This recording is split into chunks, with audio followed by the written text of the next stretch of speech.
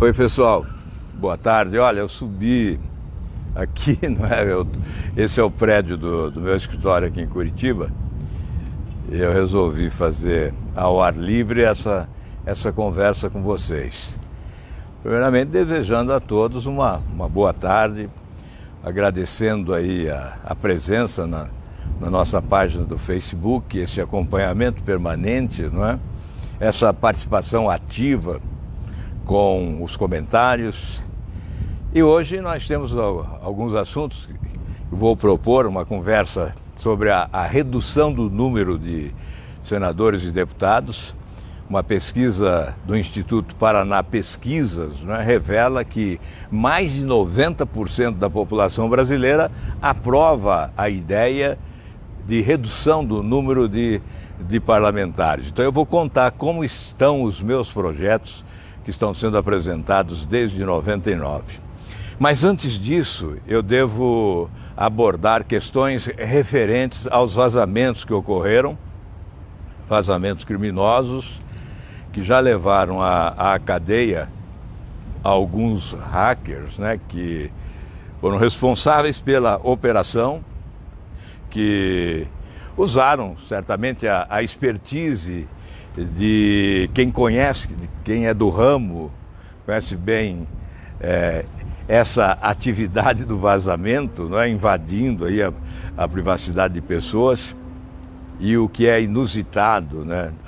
A república dos hackers, porque nós tivemos a violência, né? A invasão em mais de 1000 celulares, é o que estão dizendo, não é? Mais de 1000 pessoas foram bisbilhotadas, tiveram a sua privacidade bisbilhotada por esses criminosos. E na decorrência do que tivemos, não é? Há hoje uma polêmica em razão da atitude do ministro Moro de revelar aos atingidos, de informar os que foram atingidos por esses vazamentos. Então, há um questionamento, um ministro do Supremo de forma anônima e o presidente da OAB ainda com mais veemência.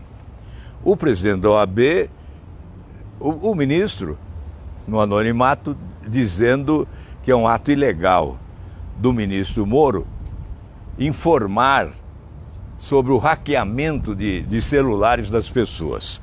A alegação é que ele não poderia tomar conhecimento do que há nestas mensagens, não é?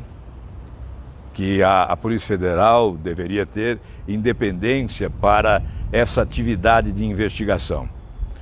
E o presidente da OAB, aí, de forma também, eu considero uma disfarçatez da parte dele, não é?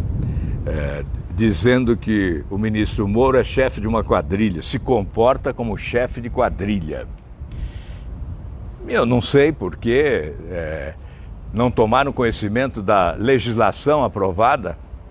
Neste ano, em 2019, o Congresso Nacional aprovou uma reforma administrativa e é, portanto, da lei que a Polícia Federal integra a estrutura básica do Ministério de Justiça.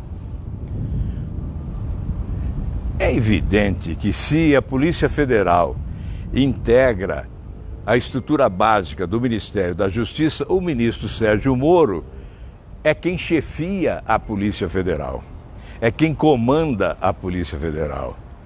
Seria estranho se o ministro não tivesse conhecimento, inclusive dos detalhamentos, né, da investigação e das providências que estão sendo adotadas pela Polícia Federal.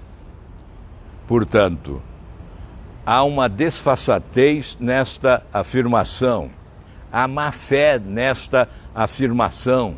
Não há nenhuma ilegalidade no comportamento do ministro Sérgio Moro. Ele está apenas exercitando a função de ministro, chefe, portanto, desta instituição extraordinária que é a Polícia Federal. A Polícia Federal não perdeu a sua independência. Tanto é que ela já anunciou que as mensagens obtidas desses hackeadores, né, elas não serão destruídas. Só serão destruídas com decisão judicial, com ordem judicial. Não há razão para esse espetáculo de agressões, a menos que estejam alimentando outros objetivos. Porque a pergunta que eu faço, qual é a razão deste medo? Porque temem que o ministro Sérgio Moro tome conhecimento das informações contidas nesse material roubado dos celulares. Nós não podemos colocar em risco a Operação Lava Jato. Eu recebo algumas críticas por defender intransigentemente o ministro Sérgio Moro e o procurador Deltan Dallagnol. Não estou defendendo as pessoas, estou defendendo a Operação Lava Jato. Ela é a prioridade do povo brasileiro que quer ver na cadeia esses ladrões do colarinho branco, os marginais que assaltaram o Brasil nos últimos anos, colocando em dificuldade o povo brasileiro. A vida foi se tornando cada vez mais difícil, o desemprego foi aumentando, o ganho foi sendo reduzido, o salário se tornando insignificante. Ontem eu estive lá em São Paulo, às portas de um hospital, e fiquei impressionado ao ver uma senhora muito lúcida, falante, esclarecida, se relacionando com as pessoas, cuidando lá dos carros que eram estacionados para que os pacientes chegassem ao hospital. E aí ela veio conversar e falou sobre a campanha eleitoral, sobre os debates, demonstrando conhecimento político, inclusive. E aí ela disse: eu acordo às 4 horas da manhã, moro para lá do Itaquera, né, do estádio do Corinthians, acordo às 4 horas da manhã para chegar às 6 horas da manhã aqui no hospital e iniciar o meu trabalho. Sabe quanto eu ganho? R$ 1.200. Com os descontos, o meu salário vira pó. Mas eu não tenho outra alternativa, eu não tenho outra oportunidade. Então é evidente que nós temos que fazer a leitura correta do que é prioridade para o povo brasileiro. Eu não tenho nenhuma dúvida que é prioridade para o povo brasileiro colocar na cadeia aqueles que assaltaram o Brasil. E certamente é prioridade para os que patrocinaram estes vazamentos, para os que comandaram estes vazamentos, a prioridade deles é soltar os ladrões. Eu via hoje, o PT foi à Justiça pedir a prisão do ministro Sérgio Moro, exatamente porque entende o PT que o ministro cometeu uma ilegalidade ao revelar ter conhecimento das informações contidas no material entregue à Polícia Federal pelos hackeadores. Veja bem o que quer o PT. Esta é uma tremenda inversão de valores. O que quer, para traduzir o que quer o PT, na verdade, é colocar nas ruas, é libertar os ladrões, os assaltantes que roubaram o Brasil e colocar no lugar deles aquele que teve a primazia de iniciar, num combate à corrupção competente, a condenação de marginais do colarinho branco que acabaram indo para a cadeia. Então, para traduzir, é soltar o ladrão e prender o juiz. É isso que desejam. Qual a tradução para isso? Não é soltar o ladrão e prender o juiz? É exatamente isso o que alguns querem. São os corruptos, que obviamente estão presos ou estão sendo investigados, e os coadjuvantes da corrupção. A verdade é que o objetivo central desse vazamento, porque eu pergunto, qual a razão desta seletividade? Quais mensagens foram divulgadas? E foram divulgadas espetaculosamente, com anúncios reiterados de que virá aí uma bomba, amanhã vai explodir uma bomba. Depois a montanha pariu o rato, mas o anúncio era espetaculoso, que explodiria uma bomba com a revelação de conversas havidas entre juiz e procurador. Qual foi o objetivo dessa seletividade? Divulgar só as mensagens envolvendo os que trabalhavam na Operação Lava Jato, os investigadores e julgadores, os que colocavam na cadeia os ladrões do dinheiro público. Por que não revelaram outras mensagens? Já que mais de 1000 pessoas foram alcançadas pelos hackers, né? Então, por que esta preferência? É claro que existe a motivação. A motivação é a Operação Lava Jato, que é a prioridade do povo, mas é o terror dos corruptos. É a ameaça permanente aos corruptos.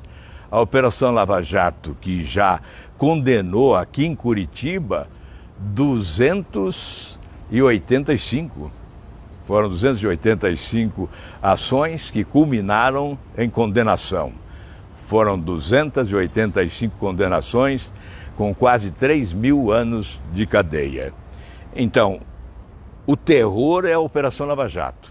A ameaça constante aos corruptos é a Operação Lava Jato. Então havia sim e há esse desejo de destruir a Operação Lava Jato. Querem explodir a Operação Lava Jato.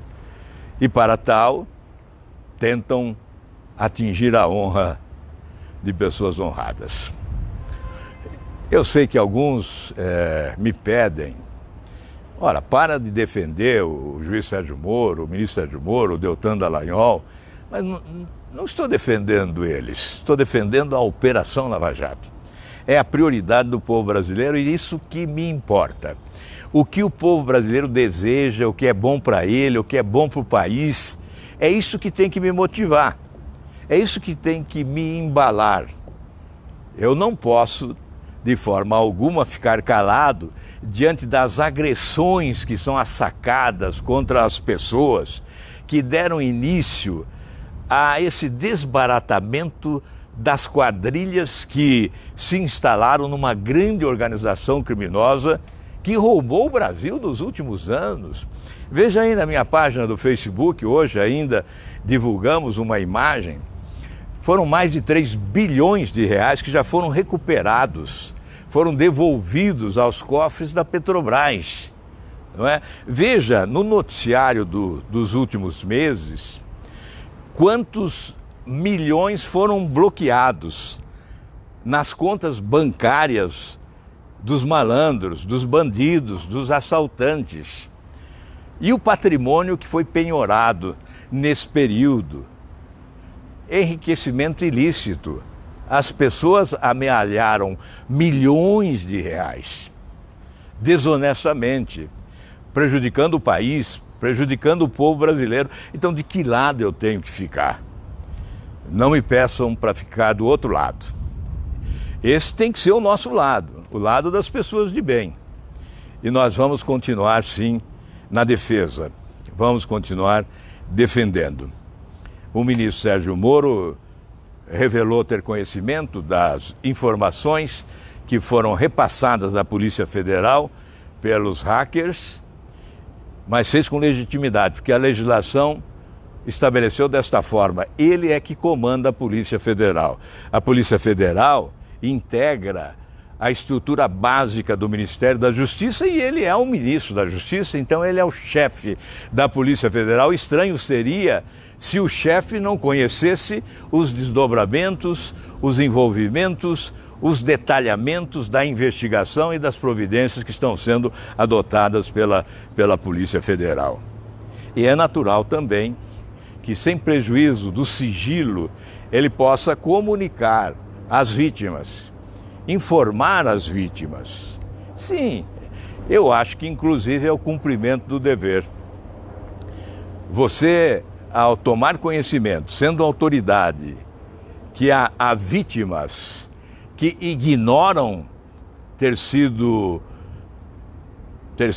invadida, né? A vítima invadida, a vítima tendo a privacidade bisbilhotada por esses marginais, obviamente cabe sim à autoridade informar.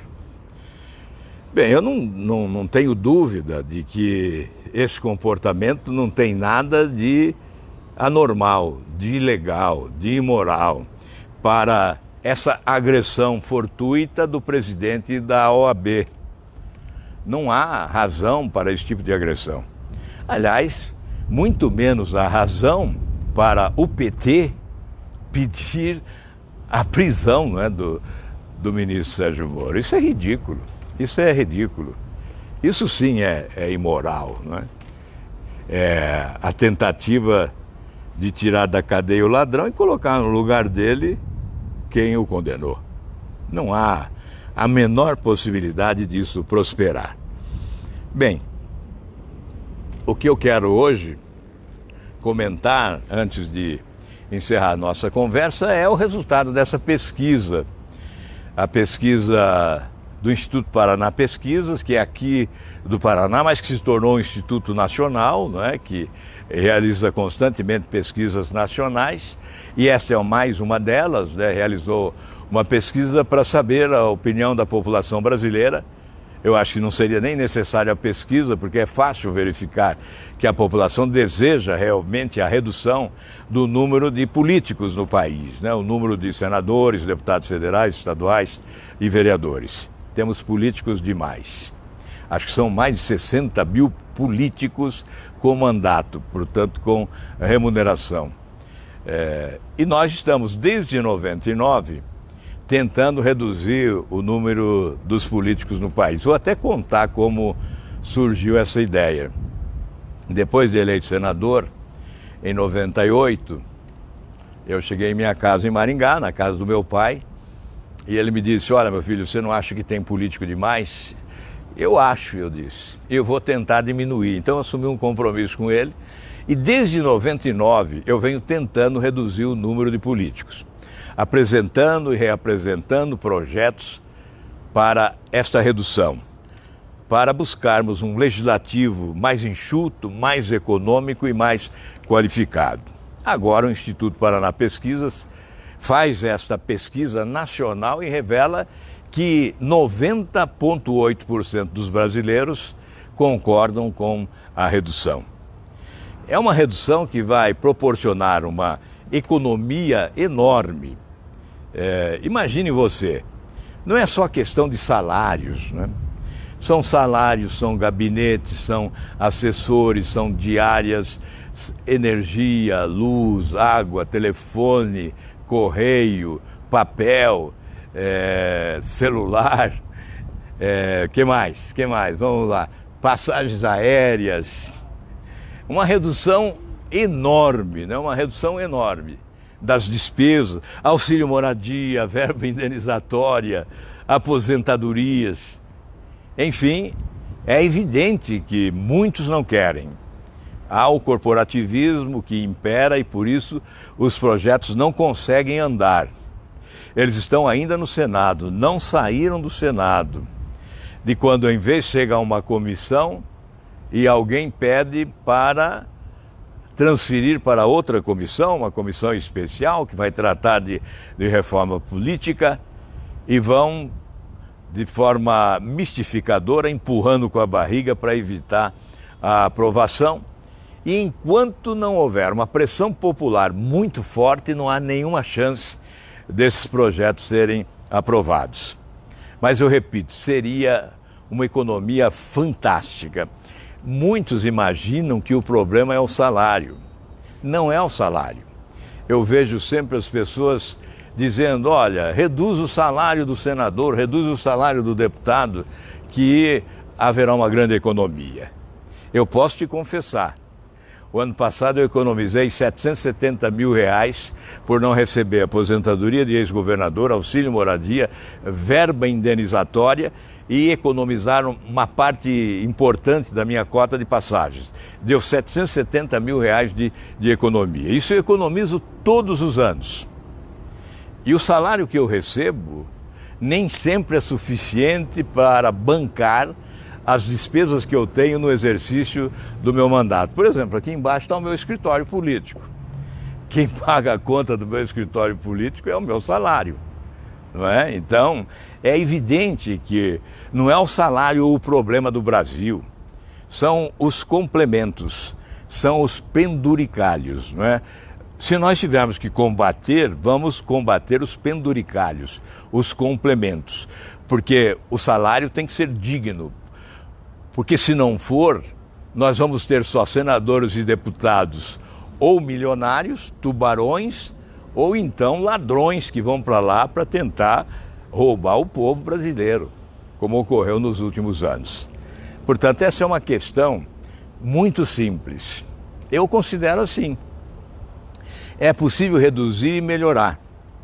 Nós vamos ter prejuízo, o Brasil vai ter prejuízo se reduzir o número de parlamentares? Não, não terá prejuízo. Ao contrário, a qualidade do legislativo será superior.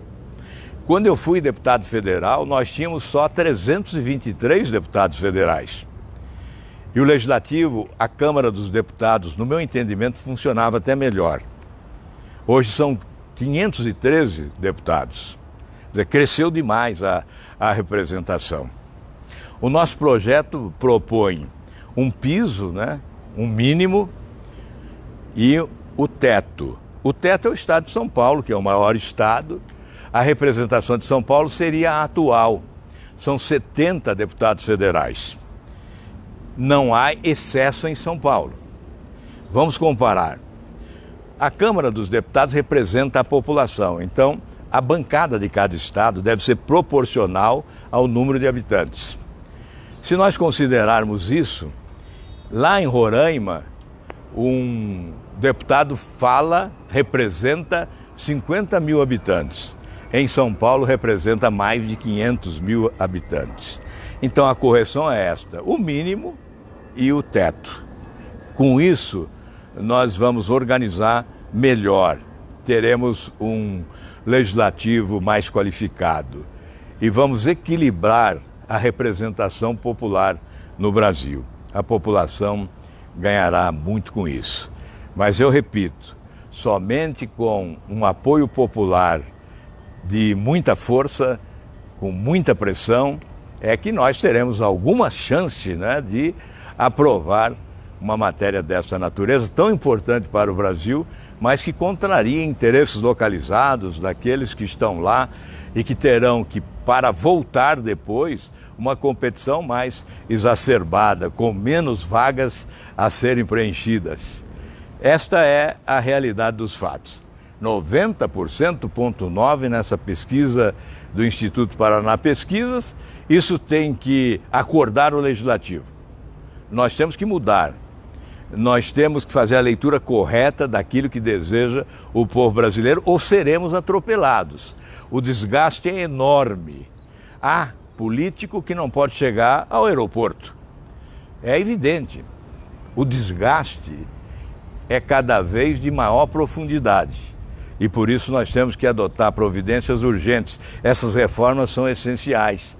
Essa mudança viria no contexto de uma reforma política, que é a matriz de todas as reformas, é a grande reforma.